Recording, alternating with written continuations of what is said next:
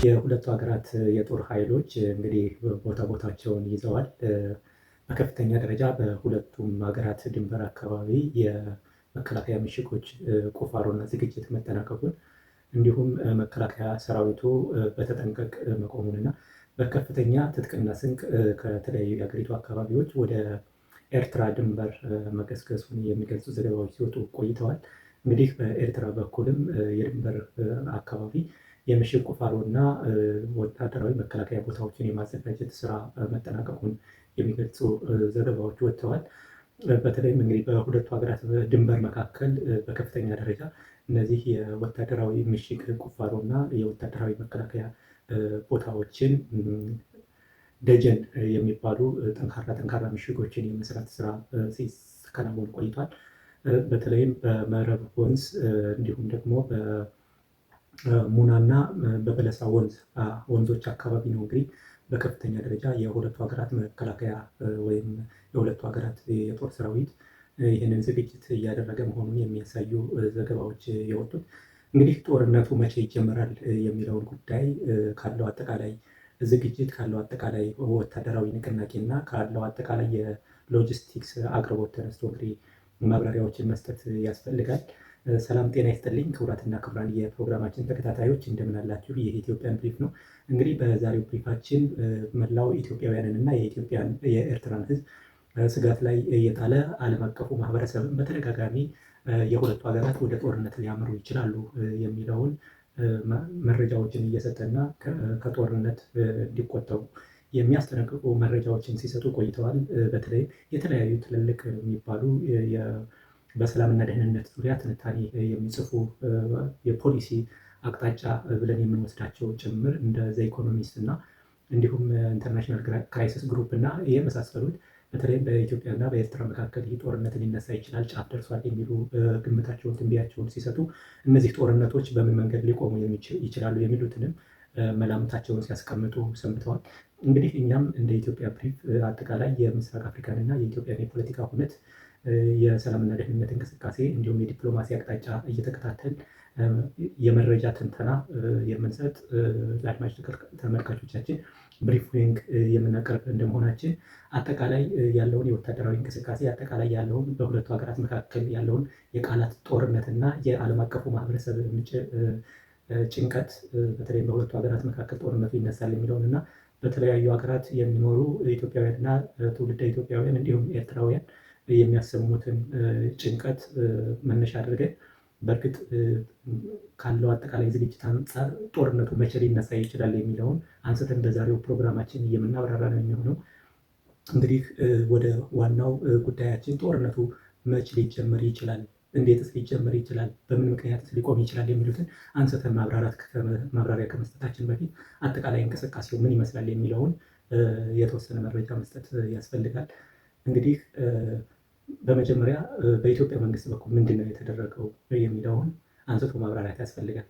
ይህ ወታደራዊ ንቅናቄ ከተለያዩ የሀገሪቱ አካባቢዎች በከፍተኛ ደረጃ ወታደራዊ ንቅናቄ ከማድረግ እና ወደ ኤርትራ ድንበር ከማጓጓዝ በፊት እንግዲህ በጠቅላይ ሚኒስትሩ አብይ አህመድ በፓርላማ በነበራቸው ንግግር ዘግየት ብሎም በውጭ ጉዳይ ሚኒስቴር በኩል የወጣውን መረጃ እንደ ጋራ መውሰድ ያስፈልጋል። ከዛ በፊት በተለይም ከአሰብ ወደብ አጠቃቀምና ከሌሎች ጉዳዮች ጋር በተያያዘ የተለያዩ ጉዳዮች ሲነሱ የቆዩ ቢሆንም እነዚህ ሁለት ንግግሮች ግን ለዚህ አጣዳፊ የሆነ ወታደራዊ ስምሪት እንደ ኢሚዲየት መንገድ ጠረጋ አድርገን ልንወስዳቸው የምንችላቸው ናቸው። በመጀመሪያ እንግዲህ ጠቅላይ ሚኒስትር አብይ አህመድ ፓርላማ ላይ ንግግር ባደረጉበት ወቅት የቀድሞ የብልጽግና ፓርቲ ከፍተኛ አመራር የሆኑትን ዶክተር ገዱ አንዳርጋቸውን በምስክርነት ያነሱበት አንድ ጉዳይ ነበር። ይህም በኢትዮጵያ በተለይም በፌዴራል መንግስቱና በትግራይ ክልል በተለይም በህወሓት መካከል በነበረው ዓመታትን የፈጀ ደም አፋሳሽ ጦርነት ወቅት የኤርትራ ሰራዊት በኢትዮጵያ ውስጥ የነበረው ሚና ምንድን ነው? በተለይም በኢትዮጵያውያን ላይ በተለይም በትግራዋውያን ላይ ያደረሰውን የሰብአዊ መብት ጥሰት እና ቁሳዊ ኪሳራ እንዲያቆም ገዱን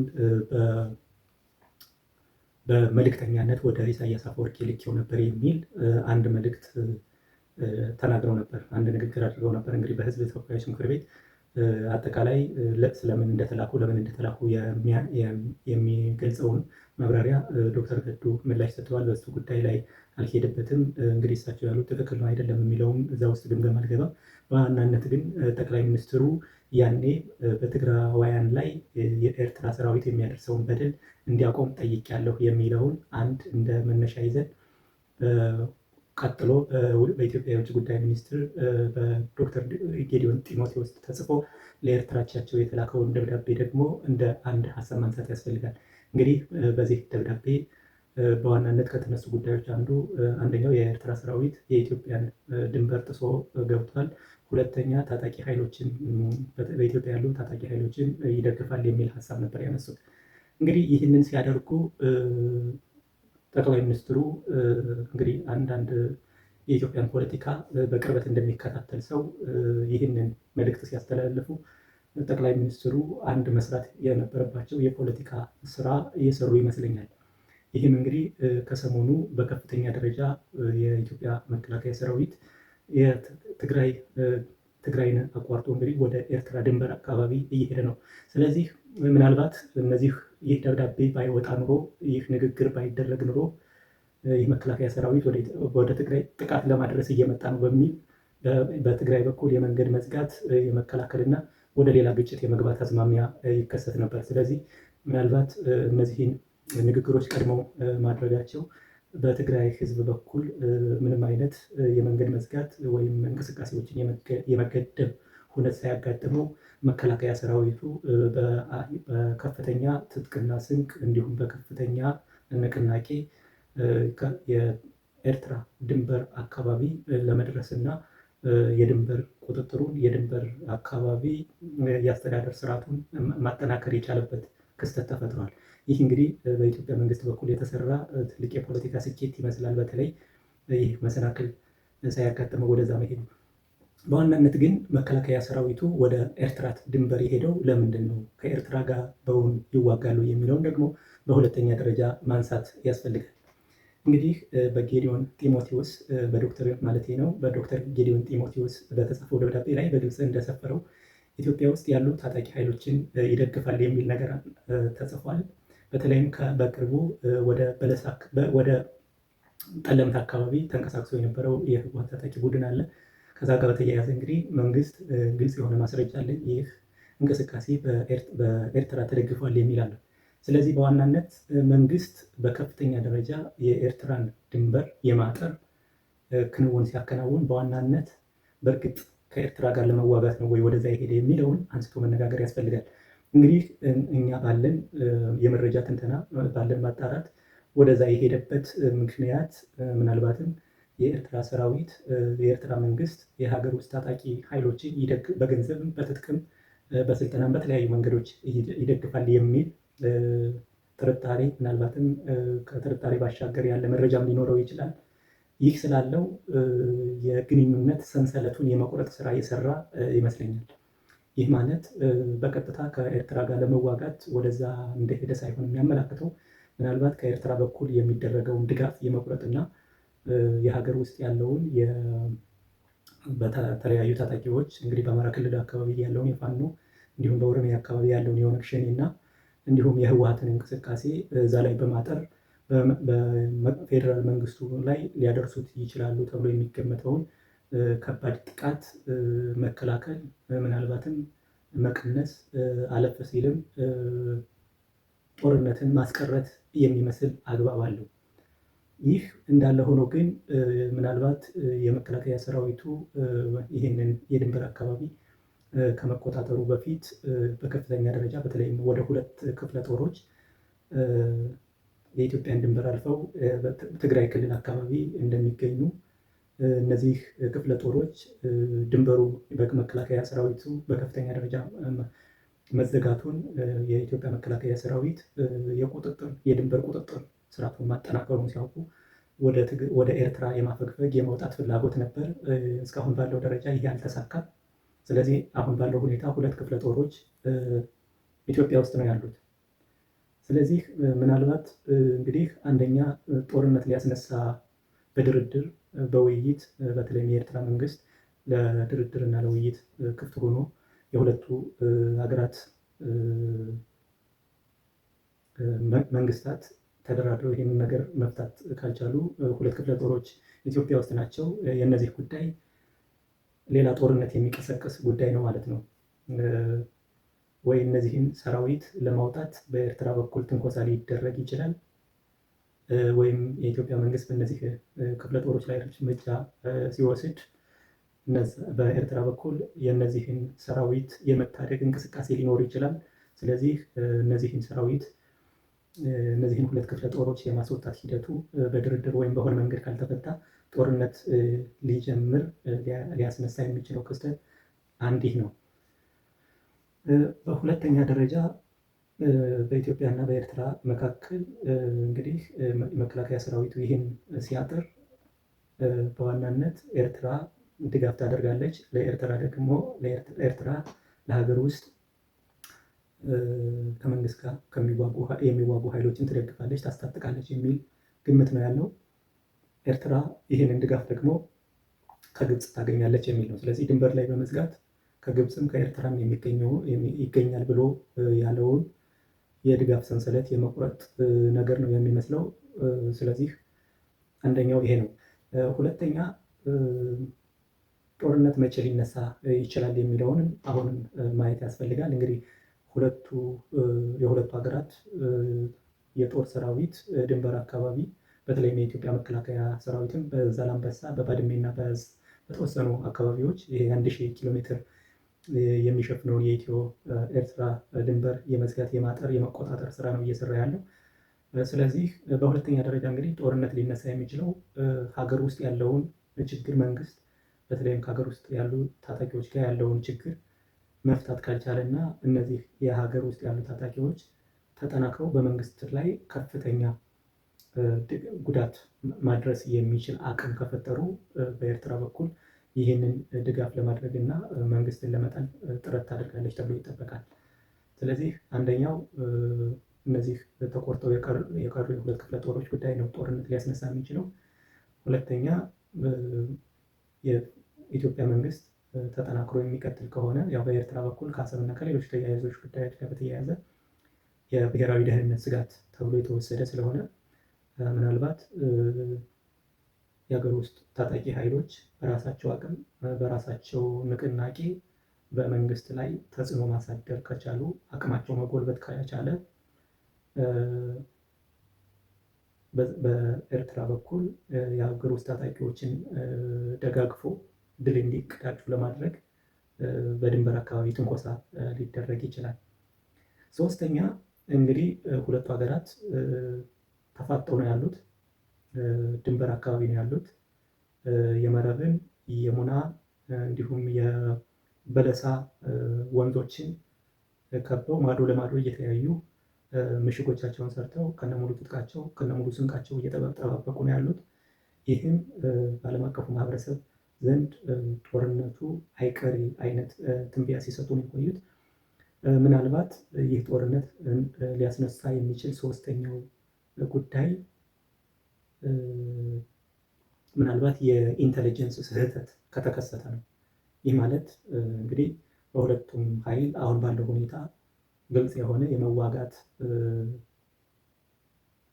ፍላጎት አያሳይም። ነገር ግን በኢትዮጵያ በኩልም ራስን የመከላከል ነገር፣ በኤርትራ በኩልም ራስን የመከላከል ነገር ነው የሚታየው። ስለዚህ ከአንደኛው በኩል እስካልተተኮሰ ድረስ በሌላኛው በኩል የሚተኩስበት ጥቃት የሚያደርስበት እድሉ አሁንም ጠባብ ነው። ይህ ማለት ኖ ፒስ ኖ ዋር ያለ ጦርነትም ያልሆነበት ሰላምም የሌለበት አካባቢ የድንበር ላይ ውጥረት ለዓመታት የሚቆይበት እድል ይኖራል። ነገር ግን የኢንተለጀንስ ስህተት ከተከሰተ ሁለቱ ሀገራት የመጋጨት እድል ይኖራቸዋል። የኢንተለጀንስ ስህተት ሲባል ምናልባት እንግዲህ ያለንበት ዘመን የኤአይ ዘመን ነው። ምናልባት በስህተት ለአንዱ ጀነራል አጥቃ የሚል ከሆነ ካልታወቀ አካል መረጃ ከደረሰው ነገር ግን ያ ጀነራል ካለቃው ዘንድ መልእክት እንደተላለፈለት ቆጥሮ ማጥቃት ከጀመረ ወይም ጥቃት ከሰነዘረ ጦርነቱ የመነሳት እድል አለው። ሁለቱም ተፋጠው ነው ያሉት። ምክንያቱም በኤርትራ በኩል ወይም በኢትዮጵያ በኩል ሊሆን ይችላል። ይህ የኢንተለጀንስ ወይም የመረጃ ልውውጥ ክፍተት ከኖረ ጦርነቱን ሊያስነሳ የሚችለው ጉዳይ። ስለዚህ አጠቃላይ ያለው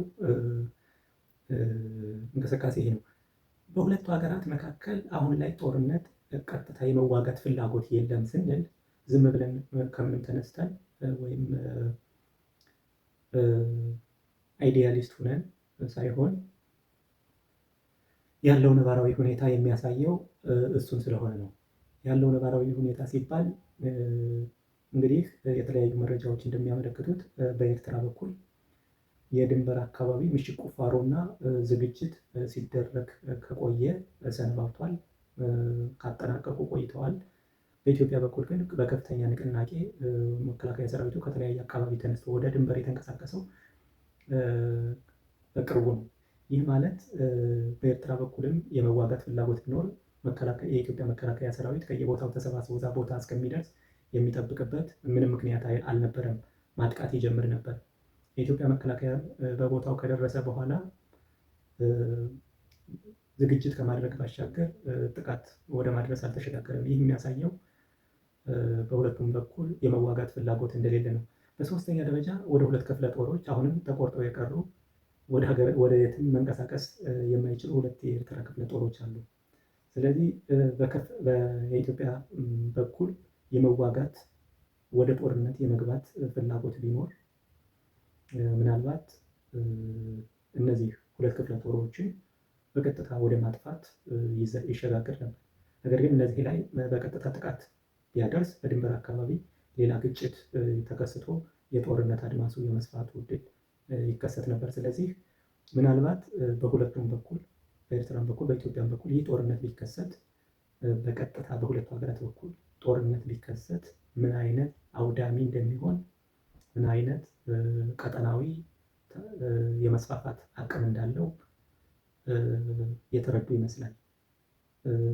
ሁለቱ መንግስታት በዚህ ጦርነት ማትረፍ እንደማይችሉ የተረዱ ይመስላል። ስለዚህ ምናልባት ተፋጦ ተፈራርቶ ተከባብሮ ድንበር አካባቢ ከመቆም ባሻገር ወደ ቀጥታ ጦርነት የመግባታቸው እድላቸው ጠባብ ነው። ግን በዋናነት ባለን ትንተና የፌዴራል መንግስቱ ኢትዮጵያ ማለት ነው ያደረገው የሀገር ውስጥ ታጣቂዎች ድጋፍ እንዳያገኙ እንግዲህ በኤርትራ በኩል ያለውን ድንበር አሁን ዘግቷል። ከዚህ በፊት ደግሞ በወልቃይት አካባቢ በከፍተኛ ደረጃ ጥበቃ ሲደረግ በሱዳን በኩል ድጋፍ እንዳይገኝ ለማድረግ እሱን ጥረት ሲያደርጉ ቆይተዋል።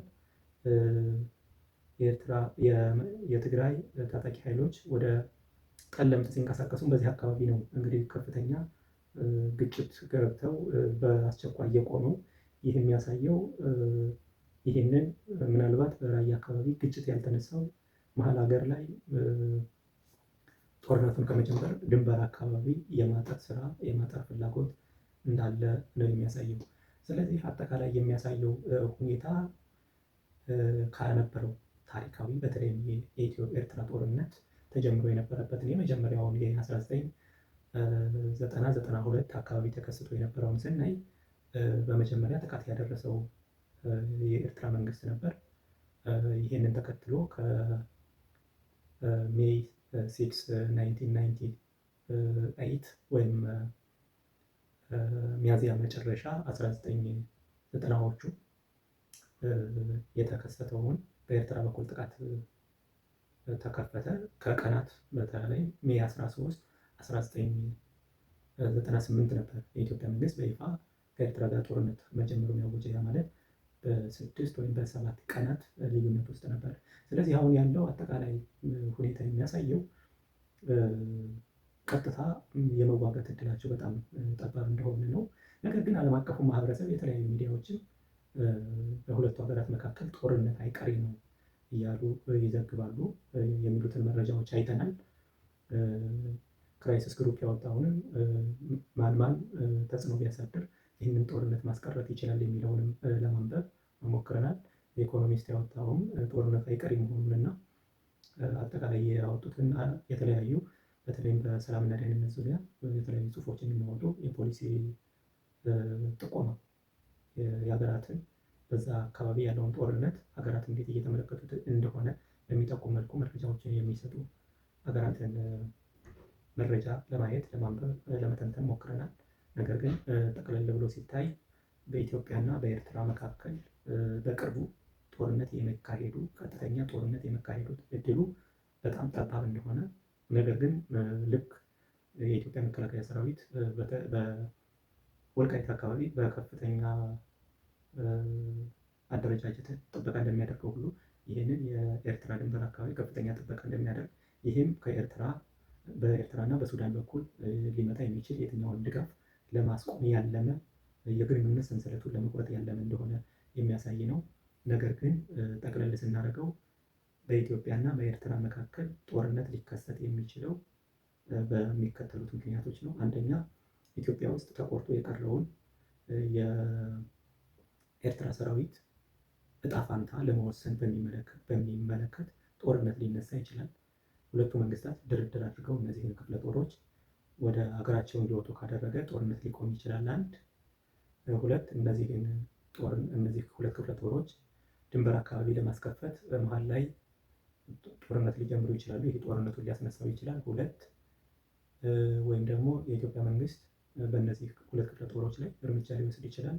ይህም ጦርነቱን ሊያስነሳው ይችላል።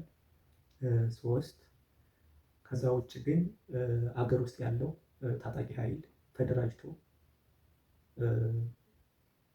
በኢትዮጵያ መንግስት ላይ ከፍተኛ ማጥቃት ካደረገ የማሸነፍ ተስፋ አለው ብሎ የሚያምን ከሆነ የኤርትራ መንግስት ምናልባት እነዚህን ታጣቂ ኃይሎች ለመደገፍ ድንበር አካባቢ ጥቃት ሊሰነዝር እና የኃይል ማሳሳት ስራ ሊሰራ በዛውም የራሱን ኢን ዘ ሎንግ ራን ብሔራዊ ስጋት ብሎ ያሰበውን ነገር ለመቀልበስ ኢትዮጵያን ለማዳከም ወይም የራሱን የደህንነት ትንተና አድርጎ እሱን አይነት እርምጃ ሊወስድ ይችላል። ይህም ጦርነት ሊያስነሳ ይችላል። በሌላ ደረጃ ግን እንግዲህ ያለንበት ዘመን የቴክኖሎጂ ነው። በኤአይ መልእክቶች የሚተላለፉበት ነው። ስለዚህ ሁለቱ ሀገራት ድንበር አካባቢ ተፋጠው ነው ያሉበት። ስለዚህ አጥቃ የሚል መልእክት በኤአይ ለአንዱ የጦር ጀነራል ከተላለፈ በኤርትራም ሊሆን ይችላል፣ በኢትዮጵያ ግን ጦርነቱ በቀጥታ ሊገቡበት ይችላሉ። ምክንያቱም ናሽናል ብዙ ኢንተረስት ያላቸው በዛ አካባቢ ፍላጎት ያላቸው ሀገራት አሉ። እነዚህ ሀገራት እንግዲህ በጣም ጦርነት ሊከሰት ነው እያሉ መላምታቸውን ሲሰጡ ቆይተዋል። ይህ ነገር ካልሆነ እንግዲህ የራሳቸውን ቴክኖሎጂ ተጠቅመው ይህንን ሊያደርጉ ይችላሉ የሚል ባያደርጉ እንኳን እንደዚህ አይነት ነገር ሊከሰት እንደሚችል ማሰብ ያስፈልጋል። ምክንያቱም እንግዲህ እስራኤል ኢራን ላይ ባደረገችው ጥቃት እንዳየነው በርካታ የመንግስት መስሪያ ቤት የስራ አመራሮችን አንድ ቦታ ሰብስባ ስታጠቃ ነበር። እነዚህ አመራሮች እንዴት ወደ አንድ ቦታ ተሰበሰቡ የሚለውን ስናይ እንግዲህ በኤአይ ነው አለቃቸው እዚህ ቦታ እንሰባሰብ እንዳላቸው እና እዛ ተሰባስበው በቀጥታ የእስራኤል ጥቃት ሰለባ የሆኑ። ስለዚህ እንደዚህ አይነት በሁለቱ ሀገራት መካከል ጦርነት እንዲነሳ የሚፈልጉ አካላት አርቲፊሻል ኢንቴሊጀንስን ተጠቅመው ለምሳሌ አንዱ ጀነራል ወይ ከአብይ አህመድ ወይም በዛኛው ወገን ከኢሳያስ አፈወርቂ ወይም ከኢታማዦር ሹም አጥቃ የሚል መልዕክት ተላለፈልኝ ብሎ ቢጀምር ተፋጦ ያለ ኃይል ወደ ቀጥታ ጦርነት የመግባት እድሉ በጣም የሰፋ ነው። ዞሮ ዞሮ ይህ ኢትዮጵያን ብሪፍ ነው። ኢትዮጵያን ብሪፍ እንግዲህ ዜናዎችን አንደግምም። ከዜናዎች ባሻገር ያሉ ክስተቶችን እያነሳን ትንታኔዎችን እንሰጣለን፣ የመረጃ ትንተና እንሰጣለን፣ ብሪፊንግ እንሰጣለን። የምስራቅ አፍሪካን አጠቃላይ የፖለቲካ እንቅስቃሴ፣ የሰላምና ደህንነት ሆነ የዲፕሎማሲ አቅጣጫ እንዴት እንረዳዋለን? ምንድን ነው እየተካሄደ ያለው? ወዴት ሊሄድ ይችላል? አጠቃላይ ያሉ ፋክቶች ምንድን ናቸው? እነዚህ ፋክቶችን፣ እነዚህ እውነታዎችን፣ ጥሬ እውነታዎችን ተንትነን መረጃ አድርገን ለአድማጭ ተመልካቾቻችን እናቀርባለን። ኢትዮጵያን ብሪፍ ከዜናዎቹ ባሻገር ሁነቶችን ረጋ ባለ አቀራረብ፣ ረጋ ባለ ትንታኔ የሚያቀርብ ነው የሚሆነው። ስለዚህ ዛሬም እንደወትረው ፕሮግራማችንን ከወደዳችሁት ላይክ አድርጉ፣ ሰብስክራይብ አድርጉ። አብረን እያነበብን አብረን መረጃዎችን እየሰበሰብን መረጃዎችን እየተነተን አጠቃላይ የፖለቲካ ድባቡን አቅጣጫውን መላምቱን እያነሳን ለአድማጭ ተመልካቾቻችን ማብራሪያ እንሰጣለን። በያላችሁበት ሰላም ለእናንተ ይሁን። አሁንም በድጋሚ ኢትዮጵያን ብሪፍ ሰብስክራይብ አድርጉ። ይህ ሚዲያ መጠናከር አለበት። ይህ ሚዲያ በተለይ ወደፊት ጠንክረን ሆርን ኦፍ አፍሪካ ወይም የዚህ አፍሪካው ቀንድ ላይ የተደራጀ የመረጃ ትንተና የምንሰጥ ለማህበረሰባችን ለህዝባችን መረጃዎችን ብሪፊንጎችን የምንሰጥ ሙያዊ ብሪፊንጎችን በዘወትር እሁድና ቅዳሜ የሳምንት ክንዋኔዎችን ተከታትለን ብሪፍ እናደርጋችኋለን። ኢትዮጵያን ብሪፍ ዜናዎችን አይደግምም። ከዜናዎች ባሻገር ያሉ ክስተቶችን የሚያብራራ ነው። እየተጠናከርን ስንሄድ ደግሞ በዚህ ዘርፍ ባለሙያዎችን እየጋበዝን የቀረጻ የአጠቃላይ ያለ የስቱዲዮ አቅማችንን አጎልብተን ወደ እናንተ እንደርሳለን። ኢትዮጵያን ብሪፍ እንግዲህ ትልቅ ፕላን ነው ያለው። ከዩቲዩብ ባሻገር ዊክሊ ብሪፎችን የምንሰጥበት የራሳችን የሆነ መጽሔት አይነት ዊክሊ ብሪፍ የምናቀርብበት ይኖረናል። ከዚህም ባሻገር ዓለም አቀፍ ኮሚኒቲውን ብሪፍ የምናደርግበት ቋንቋ ለግሎባል ኮሚኒቲው ብሪፍ የምናደርግበት አቅጣጫ ይኖራል። እየተጠናከርን እየመጣን ነው። አሁን የሪሶርስ አቅማችን ነው እየተገደበው። የሙያ አቅማችን እንግዲህ በጋዜጠኝነቱም ዘርፍ ቆይታ አድርገናል። በአካዳሚክ ዘርፍም እንዲሁም በሰላምና ደህንነት ዘርፍም የተወሰኑ ዓመታት ከመስራታችን አንፃር አጠቃላይ ሁኔታዎችን ለመተንተን ለማብራራት ፕሮፌሽናል ነን ብለን እናምናለን። የተሻሉ የበሰሉ ልምድ ያላቸውን ሰዎችን እንጋብዛለን። የኛ ፍላጎት ዌል ኢንፎርምድ የሆነ ሶሳይቲ መፍጠር ነው። የኛ ፍላጎት በኢትዮጵያ ናሽናል ኢንተረስት ጋይድድ የሚሆን ብሪፊንግ ማቅረብ ነው። እኛን ጋይድ የሚያደርገን የኢትዮጵያ ብሔራዊ ጥቅም ነው። ከዚህ ባሻገር ከየትኛውም የፖለቲካ ፓርቲ ወገንተኝነት ነፃ ሆነን ገለልተኛ ሆነን ሚዛናዊ ሆነን ነገሮችን በአነበብነው በተረዳነው በገባን ልክ ለሌሎች ኢትዮጵያውያን ለሌሎች ለአካባቢው ሀገራት ሰዎች ማብራሪያዎችን እንሰጣለን። ኢትዮጵያን ብሪፍን ሰብስክራይብ አድርጉ። ኢትዮጵያን ብሪፍ የእናንተ ሚዲያ ነው። እናንተ አዳዲስ መረጃዎች፣ አዳዲስ አቅጣጫዎች፣ አዳዲስ እይታዎች እንዲኖራችሁ በገለልተኛና በሚዛናዊነት ነገሮችን እያነሳን ብያኔ የምንሰጥበት ነው። ስለዚህ ኢትዮጵያን ብሪፍ በጥልቅ አስተሳሰብና በግልጽ ውይይት ነገሮች ይበየናሉ ብለን እናምናለን። እዚህ ዜናን ደግሞ ከጩኸቱ ባሻገር ካለው ግርግር ባሻገር ረጋ ባለ ግልጽ በሆነ ቋንቋ የምስራቅ አፍሪካን እና የኢትዮጵያን ፖለቲካ፣ ሰላምና ደህንነት እንዲሁም ዲፕሎማሲ እንቅስቃሴዎችንና አጠቃላይ ሁኔታዎችን እያነሳን ማብራሪያ እንሰጣለን፣ እንተነትናለን። የነገሮችን አቅጣጫ አይተን ያለንን መላምቶች እናስቀምጣለን። ልክ ዛሬ ጦርነቱ ይከሰታል አይከሰትም፣ በምን ምክንያት ይከሰታል፣ በምን ምክንያት ሊቆም ይችላል የሚሉ ጉዳዮችን አንስተን እንዳብራራነው ሁሉ በዚህ መንገድ መረጃዎችን እናሰባስባለን፣ መረጃዎችን እንተነትናለን። ለአድማጭ ተመልካቾቻችን በሚገባ በግልጽ ቋንቋ እናቀርባለን። ሚዛናዊነት፣ ገለልተኝነት እና ፕሮፌሽናሊዝም መመሪያችን ነው። ስለዚህ በዚህ ጉዳይ ላይ ያላችሁን አስተያየት ያላችሁን ሀሳብ ብታጋሩን ደስ ይለናል። እንግዲህ ለመናገር እንደሞከርኩት እኛ የፖለቲካ ተቋም አይደለንም። በተረዳነው ባነበብነው በገባን ልክ ነው አቅጣጫዎችን የምንሰጥ።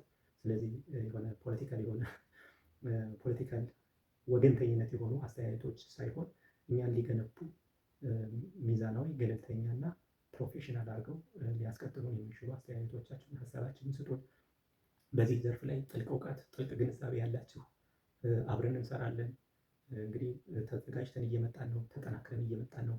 የምስራቅ አፍሪካን ፖለቲካ የሀሳብ ፖለቲካ እናደርገዋለን። ሰላምና ደህንነት እንቅስቃሴው የሚፈራ ሳይሆን በግልጽ ቋንቋ የምንወያይበት የምንነጋገርበት፣ እርስ በርሳችን ተወያይተን ተነጋግረን የቀጣይ አቅጣጫዎችን የምንበይንበት ይሆናል። ዲፕሎማሲን በግልጽ ቋንቋ በግልጽ አስተሳሰብ እያነሳን እንበይናለን። ባለሙያዎችን እናመጣለን። ስቱዲዮዋችንን እናጠናክራለን። ገና እየጀመርን ነው፣ ተጠናክረን እንመጣለን።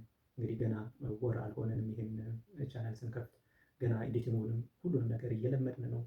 ነገር ግን አድማጭ ተመልካቾቻችንን የሚመጥን ጠንካራ ስራ ይዘን ለመቅረብ ዝግጁ ነን። አሁንም ኢትዮጵያን ብሪፍን ሰብስክራይብ አድርጉ። በያላችሁበት ሰላም ለእናንተ ይሁን። እወዳችኋለሁ። ኢትዮጵያንና ሀገራችንን አካባቢውን ሰላም ያደርግልን።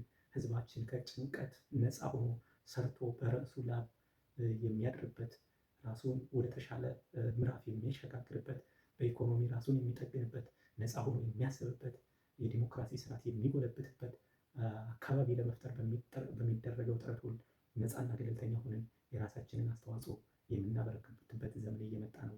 እወዳችኋለሁ። ስለዚህ ኢትዮጵያን ብሪፍን ሰብስክራይብ ሰብስክራይብ አድርጉ።